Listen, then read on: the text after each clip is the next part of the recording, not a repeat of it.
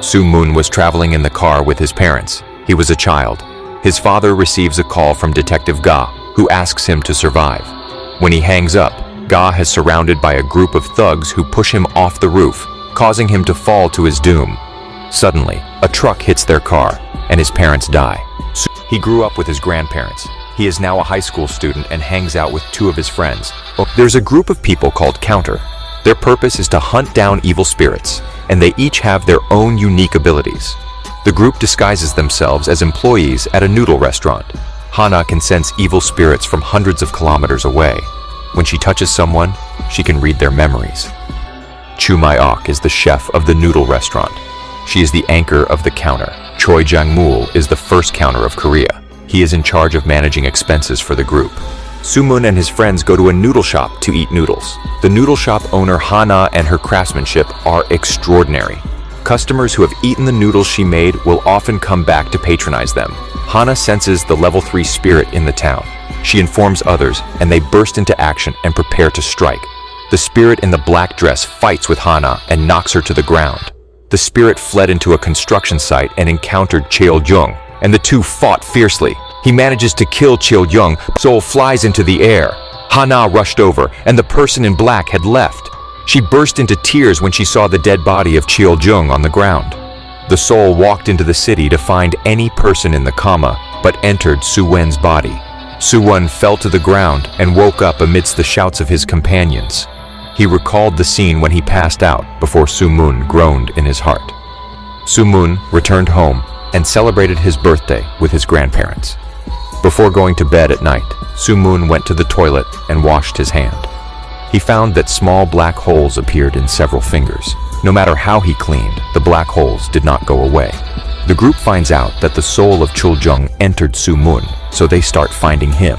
The next day, Su-moon went to school, and some bad students fought with him.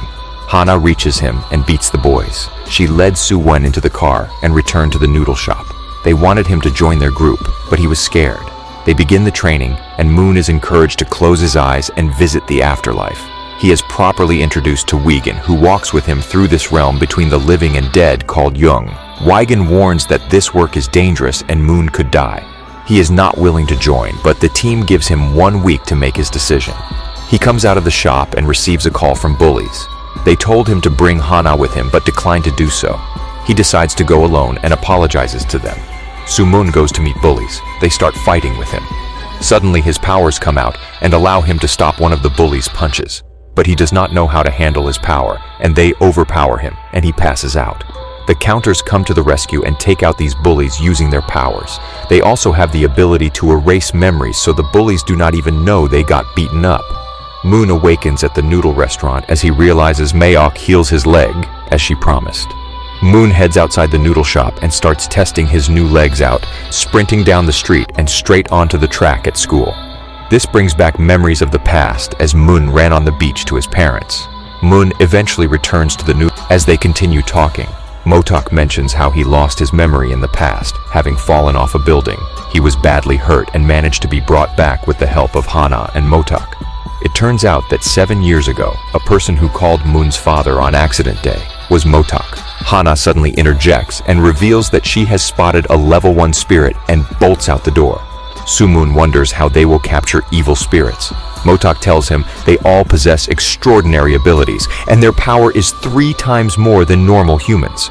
They start running towards the location, and on the way, Motok tells him about 3 levels of spirits.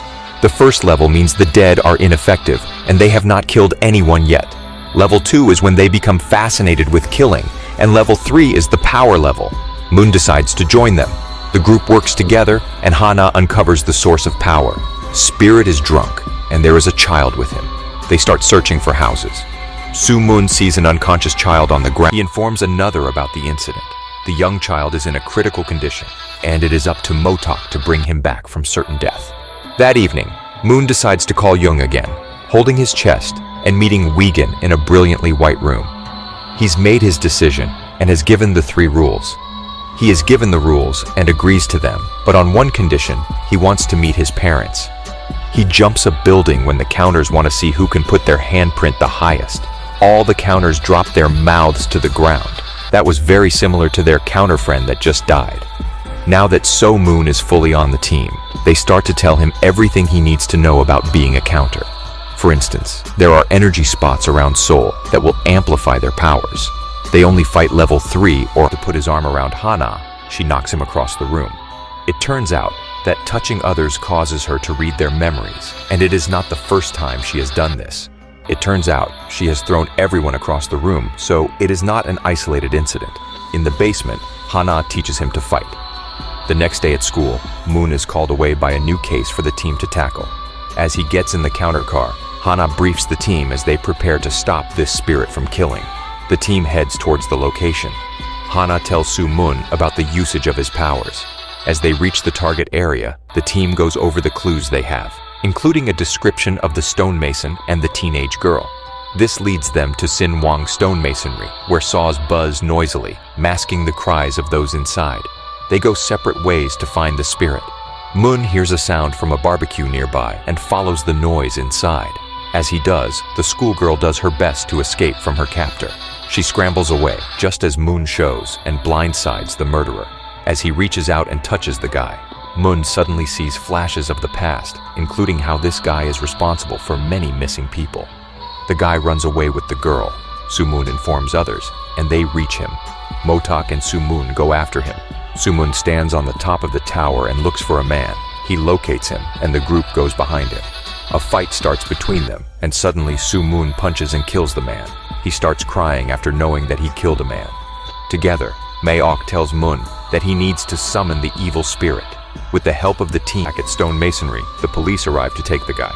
The group watches this from afar. Sleep, but he rests his head on Hana's shoulder. She takes the opportunity to cheekily touch his hand. She checks out his past. As she sees the car crash firsthand, she quickly takes her hand back and gasps. The next day in the school, Soo Moon beats bullies for torturing other students and his friends. Ungmin and Ju Yeon take Moon up to the roof and question him about his changed persona. Moon accepts that he can walk now and shows his friends firsthand. They hug him as they realize they can now do sports and other things they were never able to do before. The bullies go to their seniors and tell them about Moon's power. They become annoyed and decide to fight Moon face to face. They go to Moon's class and try to beat him, but Moon overpowers and beats them. All the bad boys make a plan to fight with Moon, a group. On the other hand, Hana tells other members about Soo Moon's past and how his parents had been killed by two in the truck. Motak sees the date of Moon's accident and finds out it is the exact date when he had an accident 7 years ago. They are interrupted by Jang Mol, who returns to the bar with the intent of meeting Moon firsthand. Moon shows up in the shop, and Jang Mol hands over his counter card, which is essentially a makeshift credit card and even a device for shutting off and disrupting CCTV cameras. Jang Mol drives Motak to the police station. He wants to know who tried to kill him, and in doing so, exact his revenge on those who wronged him. In the report, he finds out that he attempted suicide, but he knows it is a fake report. Hee Chong-gyu, from the past, attacked him on the rooftop. This investigation was conducted by one, Kim Jong-young. He meets her and asks about both accidents that happened on the same date. Kim knows him and about his accident, but she hides the actual story and does not give him clear answers. Bullies track down Ungmin and Ji Yeon and video calls Moon. They tell him to go to the derelict factory. Moon looks set to explode with rage. Moon goes to the factory where bad boys beat his friends. They all start fighting with him. Moon loses his temper as the territory suddenly forms around him. Wagon's vision gets blurry, and he tells other members that Moon is in danger. In the noodle shop, Hana also sees territory shifts and tells others about Moon. They all reach the location and see Moon has beaten all the boys. They stop him and suddenly hear the sound of police vans. Instead of erasing their memories of fixing their bones, when the police show up, Moon decides to take whatever punishment comes his way for his actions. He refuses to accept the group's help. Police arrive at the scene and take Moon to the station.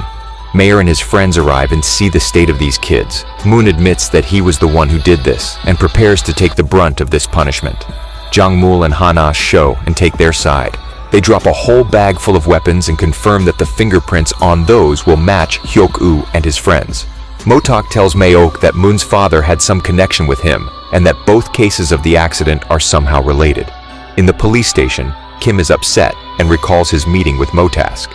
The news appears to be Jae-cheol being released from police custody. Kim becomes furious when she finds out and heads into the chief's office to discuss the matter. She can sense that the chief is hiding something. She brings Motok's phone out of storage and hands it back to him. As she does, Kim also hands over a number for a forensics expert to look into the phone. Motok remains confused over why she is helping him, but it turns out that actually Motok and Kim used to be a couple before he lost his memory. Wiegand calls Moon for using his powers for revenge and violating the terms of his agreement. The counter team is his side and saves him from punishment. Motok, meanwhile, begins cycling through the pictures recovered from his phone and finds some crucial clues. He checks the last call and discovers that the number belongs to Moon's father. He calls on that number and Moon picks up the call. The spirit Chong-shin shows up at a coffee shop but takes an interest in a woman named Hyang-hee, seemingly sensing the spirit inside her. As this woman heads home, she uncomfortably tenses when her husband, Ji Hyung-woo, comes near and grabs her around the waist. It has clear there has no love lost toward him, and it has been made worse when she poisons his food with peanuts. Hyung-woo passed out on the floor. She grabs his phone and wires 1.2 billion won to herself. When the money comes through, she squeals in delight. Moon sees new territory outside the shop during working and plays with it. The group sees him and asks him how he summons it, but Moon does not know. The trio keeps looking. It seems like Moon has control over it. They try their best to channel Moon's inner power, but it does not seem to work. Instead, they eat ice cream and think over what to do next. Only Moon and Hana sense a level 3 spirit nearby, which happens to be Hyang-hee. Moon goes to the elevator alone with this spirit, but has unfortunately dispatched pretty quickly. Haha enters next, and as the door closes, the two wrestle and fight. Hyang-hee is incredibly strong and begins striking the girl with her heel. Haha grabs her around the throat and seems to see Hana's past, including how her family died. Motok arrives and strikes the spirit across the face once, and manages to get her in handcuffs with the cops that show up. Back at the noodle bar, Hana takes out her frustrations on the punching bag in the basement. Moon seems to understand why she's acting like this and tries to console her with a barbecue. As they sit together, Moon tells her a story about Ung-min and how he used to throw rocks. Afterward, the pair begin sparring in the basement as their friendship continues to blossom. Motok meets Detective Kim and brings the photos from the disappearance case to her attention. He wants her to help in tracking down and finding Kim Yong-nim. Together, they head to the abandoned building and start looking for clues. Motok uses a UV scanner across the wall and finds splatters of blood. Kim deduces that the victim has been stabbed. Jae-chul and the other officers show up at Hana's house, and it leads the noodle crew to begin beating them down. Motok, meanwhile, heads up and sees Chang-gyu in his car with a bag of spilled coke. When he crashes his car, Motok seems to regain his memory and remembers wrestling with him on the rooftop. It turns out Motok did throw himself off the rooftop after all, but did so after Chang-gyu stabbed him.